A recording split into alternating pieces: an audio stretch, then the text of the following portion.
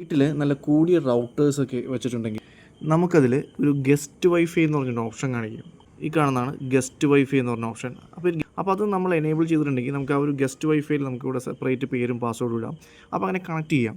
അപ്പോൾ ഇതിൻ്റെ ഒരു ഗുണം എന്താണെന്ന് വെച്ചിട്ടുണ്ടെങ്കിൽ അങ്ങനെ സെപ്പറേറ്റ് പേരും പാസ്വേഡും ഇട്ട് നമ്മൾ ആ ഒരു ഗസ്റ്റ് വൈഫൈ ക്രിയേറ്റ് ചെയ്തിട്ടുണ്ടെങ്കിൽ നമ്മുടെ എക്സിസ്റ്റിംഗ് നെറ്റ്വർക്കിലോട്ട്, അതായത് നമ്മുടെ ഉപയോഗിക്കുന്ന ആ ഒരു ഡിവൈസിലോട്ട് നമ്മൾ ആ ഗസ്റ്റ് വൈഫൈ കൊടുത്ത് അതിൻ്റെ സെപ്പറേറ്റ് പാസ്വേഡും കൊടുക്കുന്നവർക്ക് അത് ആക്സസ് ചെയ്യാൻ പറ്റത്തില്ല. ഫോർ എക്സാമ്പിൾ പറയുകയാണെങ്കിൽ ഇവിടുത്തെ വൈഫൈ ഇപ്പോൾ ഈ ലാപ്ടോപ്പിൽ കണക്ട് ചെയ്തേക്കുന്ന ഒരു DK നെറ്റ്വർക്കിംഗ് 5G എന്ന് പറഞ്ഞിട്ട് ഈ ഒരു നമ്മുടെ ഒരു റൗട്ടറിൽ നിന്നാണ് കണക്ട് ചെയ്തിരിക്കുന്നത്.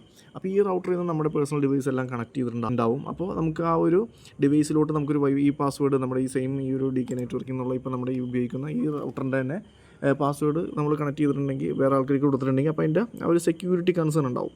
അപ്പോൾ നമുക്കിവിടെ ഈ ഒരു ഗസ്റ്റ് വൈഫൈ എനേബിൾ ചെയ്തിട്ടുണ്ടെങ്കിൽ, ഫോർ എക്സാമ്പിൾ നമുക്കിവിടെ ആ ഒരു ഗസ്റ്റ് വൈഫൈ എന്ന് പറഞ്ഞ് കാണിക്കും. അപ്പോൾ അതിൻ്റെ ഗസ്റ്റ് വൈഫൈയുടെ ആ ഒരു പാസ്വേഡ് കൊടുത്തിട്ടുണ്ടെങ്കിൽ ഇവിടെ ഗസ്റ്റ് വൈഫൈ എന്ന് പറഞ്ഞു വന്നു. അപ്പോൾ ഗസ്റ്റ് വൈഫൈയുടെ ഒരു പാസ്വേഡ് കൊടുത്ത് കണക്ട് ചെയ്തിട്ടുണ്ടെങ്കിൽ നമ്മുടെ ഈ ഒരു റൗട്ടർ ആ ഒരു ഗസ്റ്റ് വൈഫൈയിലായിരിക്കും വർക്ക് ചെയ്യുന്നത്. അപ്പോൾ നമ്മുടെ ഒരു പേഴ്സണൽ ഡിവൈസിലോട്ടൊക്കെ അതിൻ്റെ ആക്സസ് പോകില്ല, മറിച്ച് ആ ഗസ്റ്റ് വൈഫൈന് സെപ്പറേറ്റ് നെറ്റ്വർക്ക് ക്രിയേറ്റ് ചെയ്ത് അവർക്ക് ഉപയോഗിക്കാനായിട്ട് സാധിക്കും. അപ്പോൾ നമ്മളെപ്പോഴും നമ്മുടെ നെറ്റ്വർക്ക് സെക്യൂർ ചെയ്തിട്ട് വേണം മറ്റുള്ളവർക്ക് വൈഫൈ പാസ്വേഡ് ഷെയർ ചെയ്യാനായിട്ട്.